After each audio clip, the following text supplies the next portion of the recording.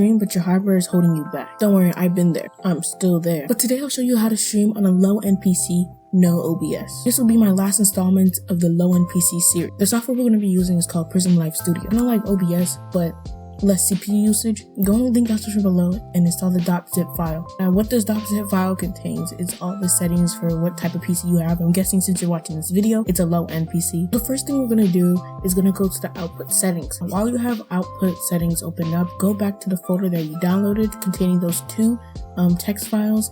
Open up the first one that says best OBS settings. In there, the file contains what settings you should put for ultra low PC, low end PC, medium PC, or high PC. Now here's a disclaimer. People always want the best quality, knowing that their PC cannot handle it. Now if you know your PC cannot handle that, don't go for the ultra high quality. It doesn't make any sense. Trying to get the best. I know you're trying to get the best video quality for your people, knowing that your hardware is crap, but you should also work with what you have.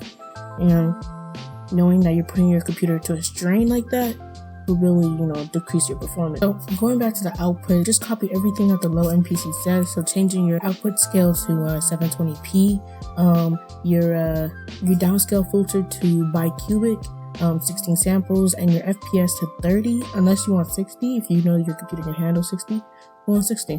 Also make sure that the output mode is in advanced, because advanced is where we really get most performance out of. The rate control, I suggest you put it on CBR, because 6000 is the best for low-end PCs. Basically, CBR is based on your internet speed. So calculate your internet speed and the output of your internet speed. You can, if it's higher or greater than like a gig, you're good for 6000, even higher if you want. But if it's less than that, like around the 800s, I don't know what to tell you. If you're also using CBR, click on custom bitrate, custom buffer size, and then set it on 35,000. So for the key interval, set it on 4 is what YouTube always recommends when streaming. Set it on super fast. Now super fast is very important. Please set this on super fast. This will help us for the next text document we open. Put the profile on high and then put the tune on 0 latency. After you put up all those settings, go back to the text file that says x264 options.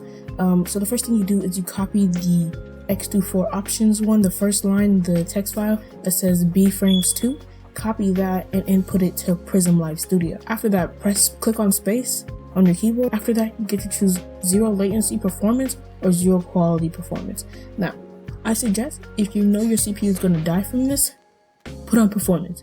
But if you want that's the best quality. But if you want quality, so your users can see something out of your stream, then put it on quality. Make sure you turn off enforce streaming service settings. YouTube doesn't know your PC, so you might as well just turn that off. So now that we got all our settings, well, if you want to change your audio, go ahead. I suggest 48 gigahertz, but nothing higher for YouTube.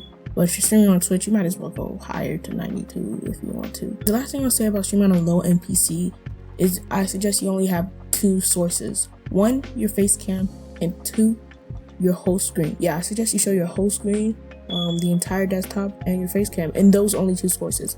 No Streamlabs, no Stream Elements. If you're streaming on a low-end PC, it doesn't really make sense while you have all these effects of your sub showing, your followers showing, the donations you get, because that will take a toll on your computer.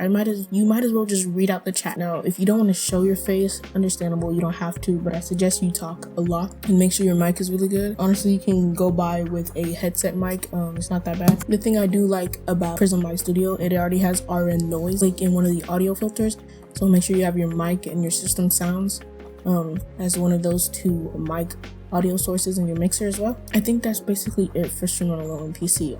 2 sources, your output settings, and have fun, basically. I also have 2 test footage of me recording on Prism Live Studio and streaming on Prism Live Studio. One of them was Roblox, the other one was Minecraft. So I recorded Minecraft with the same settings I showed you guys on screen, and surprisingly good. It handled well. Even with explosions, it handled really well. I believe that was 1.18.1 on Fabric with all my mods. I believe so. If not, then I'm a liar. Or was that 12.2? I'm not sure. But, and then I also streamed on Twitch on Roblox playing Arsenal. You can see like some pixels going on as I was getting some buffering going on. But hey, that's the best you can get out of low-end PC. or not get the best. I don't want to say anything too extreme. But yeah, I hope you guys enjoyed this video. If you did, don't forget to smash a like button on it. Don't forget to subscribe and hit that like button. And don't forget to dream big and stay peace. Peace.